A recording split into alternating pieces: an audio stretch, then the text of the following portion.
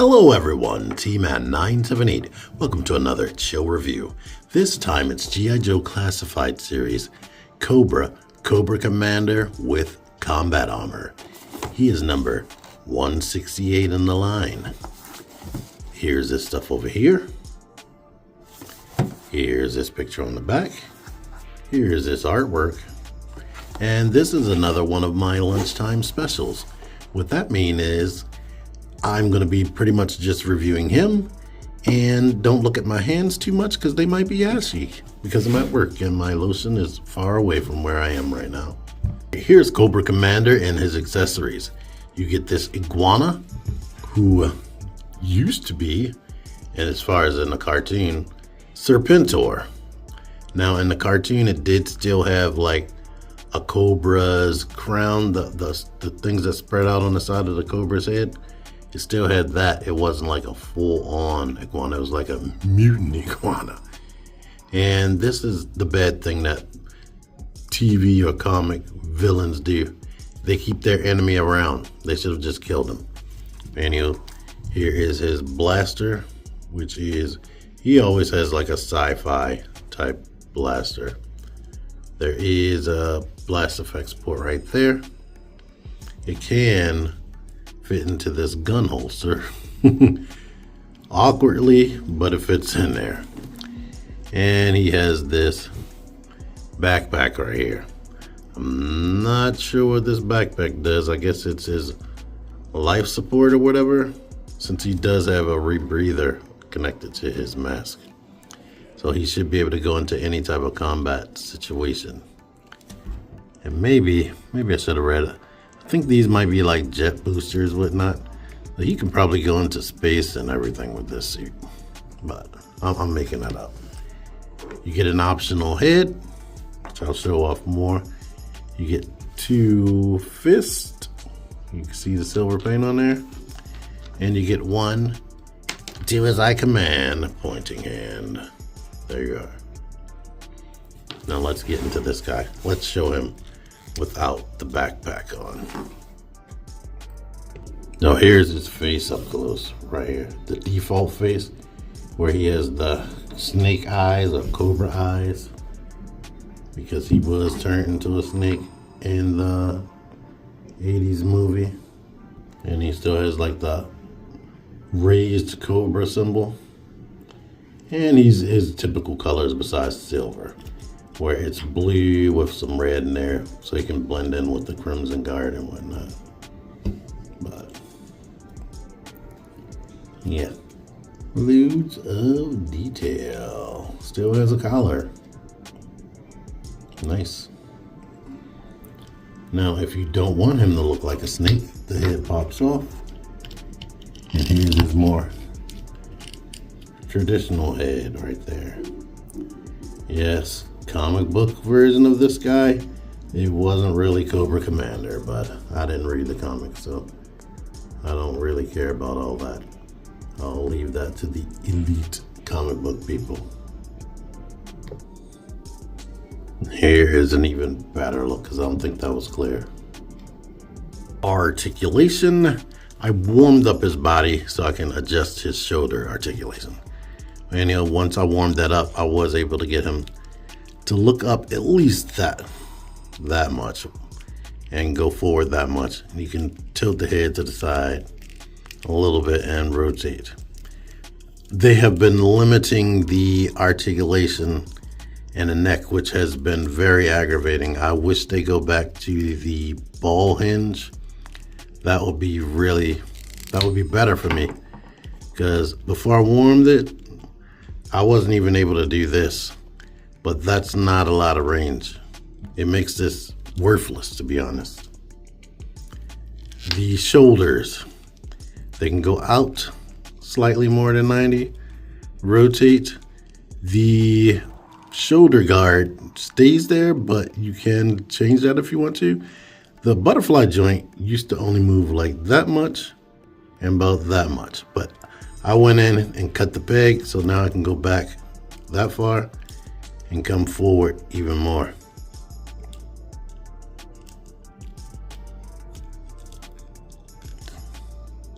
So I can get it in as much as that. Bicep swivel. And I'll have at the end what I did. We can do that. And if you go ahead and grab this right here and pull it forward, you can rotate the shoulder. But once it gets into this area, it will lock into place because there is a groove. And I'll show you in the footage that I got later. But this is one of the best diaphragm joints where it's the double ball post. It can go back that much and it can come forward a lot. Typically you don't get that much, especially the females. So that is great. You can get side to side and rotate in both areas. Drop down hips. Hips can kick out pretty much 90. They can go back some. They can kick up above 90. Thigh rotation. Double jointed knees. You get rotation on his foot. They can go back all the way. They can come forward to about there and ankle pivot. And here is the bottom of his shoe. Here you see I am able to get this to his eye. If that is a scope, I am able to do that. Might seem a little bit silly with this little gun, but I am able to do it. And I love the boot rotation. If you can't get it mid shin because it breaks up the sculpt, wherever you can fit it in, thank you. Thank you, because putting him in a pose like this and then being able to rotate the foot into the direction that I want it to be in, awesome. Now in the promo art, they have him pointing while holding the gun with this hand. Now he can be ambidextrous if you want, but since it's on this side, I would like to assume that he's left-handed, because why would you put the gun on your left side if you're not left-handed? But they only give you a left-handed pointing hand, so there's that. Here he is with the little hand-to-hand combat, or maybe he is Hail Cobra. So there you go, you have options. This guy is crazy dynamically posable, besides the ability to look up much. And I didn't mention this, but every hand besides the gun hand is on a horizontal hinge. The gun hands are on vertical. The only other thing I brought here to work with me is my previous review, the Astrobots Argus. Check that out. I'm saying check it out, but the people that are here are people that watch all my stuff anyway, because most of the people I'm noticing, they flock to my channel when I do Transformers reviews, but anything else, it's mostly my regulars. All right, I really like this release. The articulation, like I said, besides the neck articulation, is better than I'm used to with this type of body. So I'm happy. I'm definitely happy they gave him the swivel in the ankles. The weakest thing with this is the way the gun fits into that holster and this iguana. The iguana barely has any articulation. I guess I should be happy that it has any, because it's pretty much just a prop. But anyway, got this on Amazon. Link in the description for where you can get it on Amazon if it's still available right now. It'll probably come back. Thank you for watching. Until next time, T-Man978 out of here. All right, so I heated this guy up with extreme heat, and I was able to pull the whole shoulder off, which has the shoulder pad wrapped around. Here's the thing. This big knot right there, that's the main thing you need to plug it back in. Everything else after that is just extra.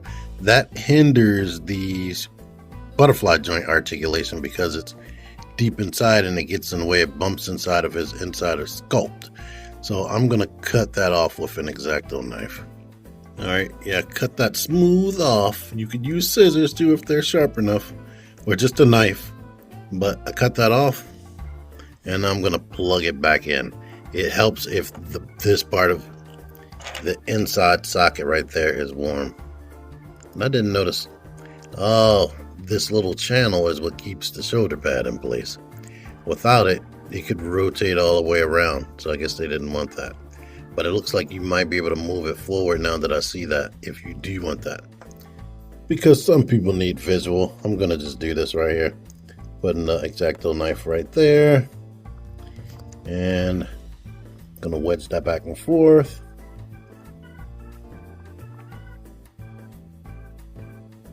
Come on. Come on, you.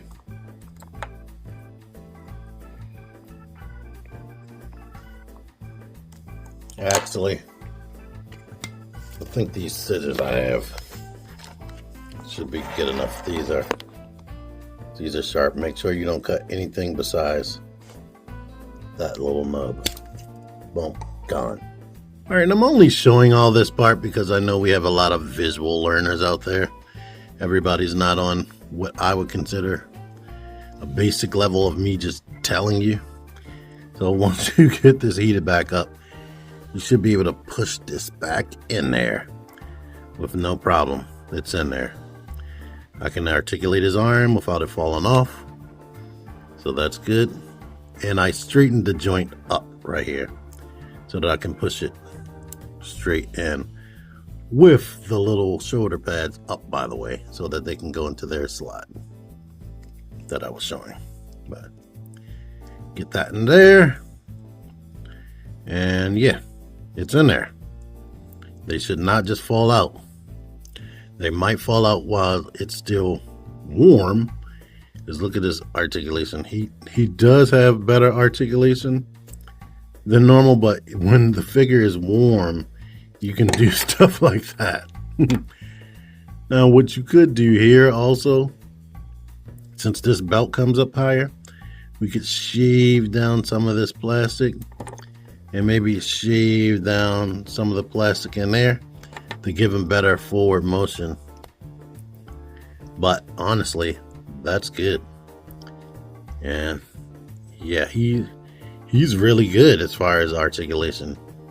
Like, this is one of the best ab crunches they produced with 2 ball joints. Like, this might be better than their Duke. Well, you know what's not good? This freaking neck. Well, you know what?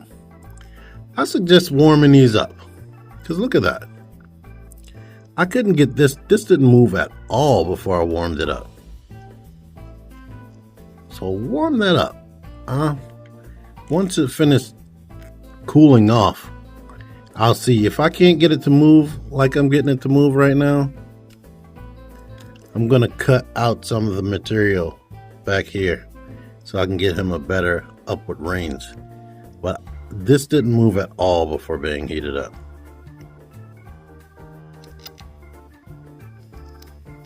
Don't look at me. Figure action.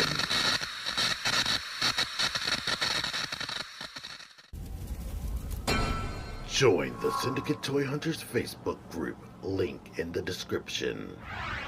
Click the videos. Click the videos, baby. Click the videos. You should really click these videos. Click the videos. Click those videos, baby. Click the videos.